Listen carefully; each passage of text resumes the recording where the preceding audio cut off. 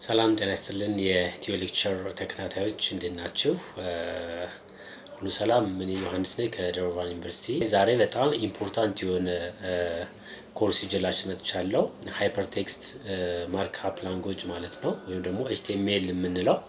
እንግዲህ ይህ ኮርስ ጀስት ስታቲክ ዌብሳይት ዲቨሎፕ ለማድረግ የምንጠቀምበት ኮርስ ነው። በጣም ጠቃሚ ነው። ትከታተሉኛላችሁ። በፓርት ነው የከፋፈልኩት። ዛሬ ኢንትሮዳክሽን አቀርብላችኋለሁ። ኦኬ ሌትስ ስታርት። HTML means hypertext markup language ማለት ነው። hypertext markup language. So HTML we have number of contents important ኮንተንቶች ናቸው HTML ላይ ማየት ያለብን ፖይንቶች ማለት ነው። እዚህ ጋር basic tags ይለናል። we have various tags አለ for different purpose ማለት ነው። ለተለያየ purpose የምንጠቀማቸው ታጎች አሉን። elements አሉን። element expression of the content ማለት ነው። attribute አለን። formatting phrase tags and div comment image table list እነዚህ just more focus አድርገን የምናያቸው ናቸው። እዚህ ጋር text link image link email link አሉ። እነዚህ to include external source to our web page ማለት ነው። ወደኛ web page external source link ለማድረግ ከፈለግን ማለት ነው። and frame አለ እዚህ ጋር frame for designing the web pageአችን ዲዛይን ለማድረግ የምንጠቀምበት ነው። iframe blocks different blocks or different part of the web page ማለት ነው። and background for different background information ለምሳሌ image color ምናምን include ለማድረግ ለመጠቀም እንዴት ማድረግ እንዳለብን የምናይበት ነው። እዚህ ጋር embedded media just to include different medias like videos and p3 or ምናምን እንደዚህ ነገሮችን add ለማድረግ and marquee እዚህ ጋር marquee just movement of text የተለያዩ ቴክስቶች ኢሜጅ ምናምን add ለማድረግ header web page header and style sheet ወይም css የምንለው ማለት ነው። javascript layout እነዚህ በጣም important ፖይንቶች ናቸው for in HTML so በዚህ ኮርስ ላይ እነዚህ ፖይንቶች በሙሉ just cover እናደርጋለን። እነዚህን ካወቃችሁ የሚገርም static website HTML ብቻ በመጠቀም ዲቨሎፕ ማድረግ ትችላላችሁ ማለት ነው። HTML just hypertext markup language ነው ብያችኋለሁ። it's a markup language.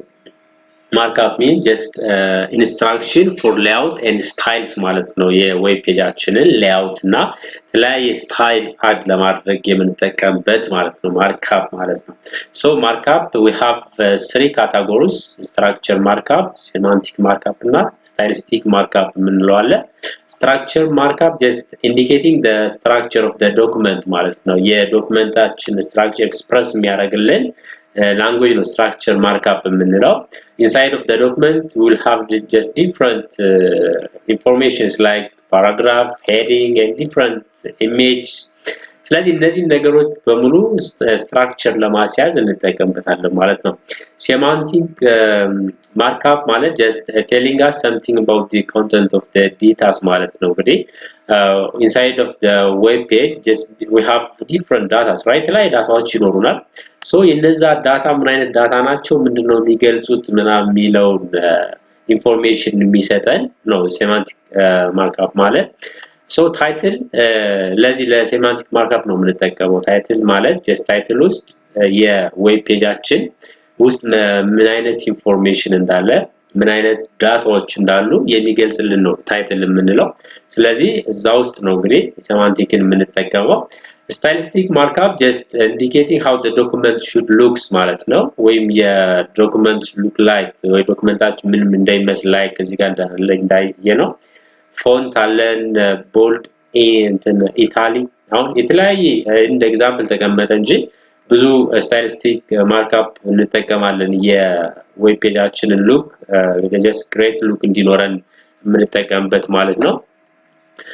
So HTML is not a program. The program አይደለም HTML just it's markup ነው እንግዲህ HTML web language ነው እንለዋለን web language because to navigate from one page to another page or to navigate from one website to another website ለማድረግ HTML ከሌለ ኢንተርኔት ላይ applicable አይደለም ማለት ነው ስለዚህ HTML for web page development ነው የምንጠቀመው most of the time web page development እንጠቀመዋለን ማለት ነው so why we learn HTML ለምንድነው የምንማረው for creating website create ለማድረግ HTML እንማራለን for become a web designer web page designer web page design professionality ለመያዝ HTML ማወቅ አለብን አትሊስት ምክንያቱም HTML just a prerequisite ነው for every program web page program ስለዚህ web designer ለመሆን HTML ማወቅ አለብን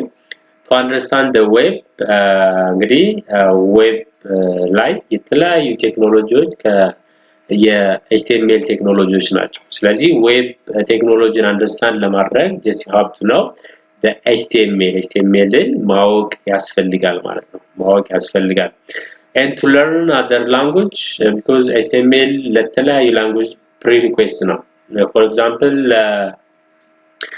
PHP ብንወስድ PHP just JavaScript different Angulars WordPress and ASP ምናምን ብንላቸው የHTML ነው prerequisite አቸው ያለ HTML ምንም ፕሮግራም መስራት አንችልም ማለት ነው ስለዚህ እነዛ እንደ prerequisite ሆኖ ነው የሚያገለግለው ለብዙዎች ያልተከስናቸው ፕሮግራሞች እንደ prerequisite እንጠቀመዋለን ስለዚህ ለዚህ ነው HTMLን የምንማረው application of HTML for web page development ነው web page development እንግዲህ web page development the most important application ነው HTML application ነው static web page develop ለማድረግ ነው HTML የምንጠቀመው and internet navigation እዚህ ጋር እንግዲህ HTML have different tags to express navigation from one page to another page ማለት ነው ከአንድ ፔጅ ወደ ሌላ ፔጅ ለመሄድ የሚያስፈልጉ ታጎች አሉ ስለዚህ እንደዚህ አይነት ታጎች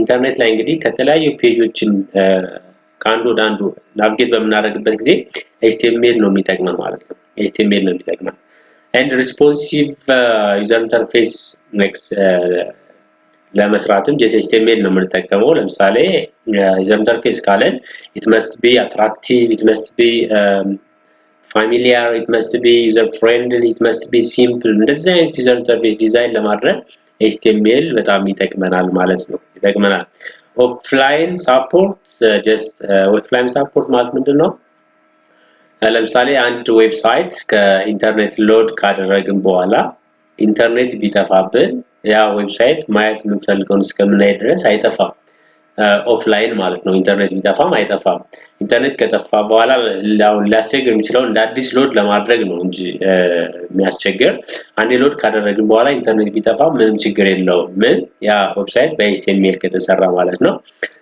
ጌም ዲቨሎፕመንት እንግዲህ የተለያዩ ኢንተርቴን የምናደርግባቸው ጌሞች በHTML ነው ዲቨሎፕ የሚደረጉት እና እነዚህ just የHTML አፕሊኬሽኖች ናቸው ኦኬ HTML ኤዲቲንግ ኢንቫይሮንመንት የምንላቸው ሶፍትዌሮች አሉ like notepad++ it's a common and simple software ነው Visual Studio it's a huge software no it have different integrated tool አሉት ለተለያዩ ፐርፐዝ እንጠቀማቸው እና በጣም more professional ነው Visual Studio code open for online coding ለመጠቀም የሚያስፈልገን ነው bracket just like a simple editing environment ነው ስለዚህ እናንተ ከነዚህ ውስጥ አንዱን ዳውንሎድ አድርጋችሁ አብረን የምሰራቸው ስራዎች አብረን ፕራክቲስ ያደረግን እንድንሄድ ዳውንሎድ አድርጋችሁ ኢንስታል ታደርጋላችሁ ማለት ነው ኮርስ እስክንጨርስ ድረስ Now let us see the structure of HTML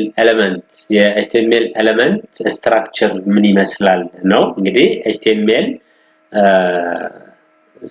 structure ስንጀምር ከHTML tag ነው የምንጀምረው HTML እዚህ ጋር open tag አለ then እዚህ ጋር closing tag አለ inside of the HTML we have elements አሉ different elements አለን እዚህ ጋር heading element አለን እዚህ ጋር body element አለን inside of the body we have title አለን title means just say something about the web document ብለናል ቅድም የታይትል ላይ እናስቀምጠው የዌብ ዶክመንታችሁ ምን አይነት ዶክመንት እንዳላችሁ የሚናገር ነው ለምሳሌ የምትሰሩት ዌብሳይት የዩኒቨርሲቲ ከሆነ የዩኒቨርሲቲው ኔም እዚህ ጋር ይቀመጣል ማለት ነው ዩኒቨርሲቲ ኔም እዚህ ጋር ይቀመጣል እዚህ ጋር every content of the web page will write inside of the body right body ላይ just የምትፈልጉትን የዌብ ዶክመንታችሁ ላይ ያለው በሙሉ የሚቀመጠው እዚህ ጋር inside ነው inside ስለዚህ እቺ the general HTML element structure ነች whatever እናንተ በጣም ብዙ content add ብታደርጉ ምን ብትሉ ከዚህ structure አይወጣም ከዚህ structure ላይ general structure ነው ስለዚህ አንድ example እናያለን አንድ example simple example እናያለን እዚህ ጋር እንግዲህ ኮድ እዚህ ጋር የምሰራባት so editing environment እቺ ነች ስለዚህ እዚህ ጋር እንደምታዩት እዚህ ጋር የhtml opening tag አለኝ እዚህ ጋር closing tag አለኝ እንደነገርኳችሁ inside of the html tag we have heading and we have body element right inside of the body for example inside of the body I have the title tag title tag ላይ about university alkut that means a web page ምሰራው web page ስለ ዩኒቨርሲቲ ነው ማለት ነው then inside of the body just will write different contents right ለምሳሌ እዚህ ጋር there are 44 university in Ethiopia አልኩኝ በያስቀመጥኩኝ ከዛ ከጨረስኩኝ ሴቭ ብለዋለሁ ሴቭ ስትሉ በራሳችሁ ፋይል ኔም በመታስተዋውሱት ፋይል ኔም ታስቀምጣላችሁ ለምሳሌ new1.html አልኩት እናንተ የምትፈልጉትን ፋይል ኔም .html ብላችሁ ታስቀምጣላችሁ ማለት ነው ስታስቀምጡ ሴቭ የምታረጉት በመትፈልጉት ዶክመንት ለምሳሌ እኔ ያስቀመጥኩት ዶክ ላይ ነው ያስቀመጥኩት ዶክ ላይ new.html ብዬ አስቀመጥኩ ማለት ነው ስለዚህ እንደዚህ ካደረጉ በኋላ ራን አድርጋታለሁ ራን ሳደርገው እዚህ ጋር ይመጣልኛል እንደዚህ ነው ይመጣል ማለት ነው እዚህ እንደዚህ ነው about አለች ታይትል ነች የኔ ዌብሳይት ኢንፎርሜሽን የሚሰጠኝ ማለት ዌብሳይት እንዳለ እዚህ ጋር about ዩኒቨርሲቲ ያስቀመጥኩ እዚህ ጋር about ዩኒቨርሲቲ ብላመጣች then እዚህ ቦዲ ውስጥ ማስቀመጣት ኮንተንት በሙሉ እዚህ ጋር ይመጣል ለምሳሌ ሌላ አንድ ብጨምር እዚህ ጋር ታች ይወረድና ብርሃን University is one of Ethiopian university ብዬ አስቀመጥኩ then that this refresh አድርገውኝ እዚህ ጋር ደግሞ about ሚለውን ላጥፋውና ዩኒቨርሲቲ ብቻ ልበለው then save ልበለው then refresh አድርገው look እዚህ ጋር ዩኒቨርሲቲ about ምትለው ዩኒቨርሲቲ ብላ መጣች then እዚህ ጋር the one university is one of the Ethiopia university ቢያው just አሁን የጨመርኩት እዚህ ጋር መጣልኝ ማለት ነው ስለዚህ ቦዲ ላይ የምታስቀምጡ ማንኛውም ነገር እዚህ ጋር ይመጣል ለምሳሌ እነዚህ ፓራግራፍ ካስቀመጥኩኝ በፓራግራፍ ታግ አስቀምጠዋለሁ እዚህ ጋር በፓራግራፍ ታግ እዚህ ጋር ፓራግራፍ ታግን እንትላለው ማለት ነው ዘጋለሁ እዚህ ጋር ሌላ ፓራግራፍ then እዚህ ጋር ፓራግራፉን ዘጋዋለሁ p then እዚህ ጋር save አልኩት then እዚህ ጋር refresh ስለው በፓራግራፍ መልክ ይመጣልኛል ማለት ነውና እንደዚህ ያል ብዙ እንማማራለን just ለሚቀጥለው ሶፍትዌር ጭናችሁ ትመጣላችሁ ማለት ነው ሶፍትዌር ጭናችሁ ትመጣላችሁ thank you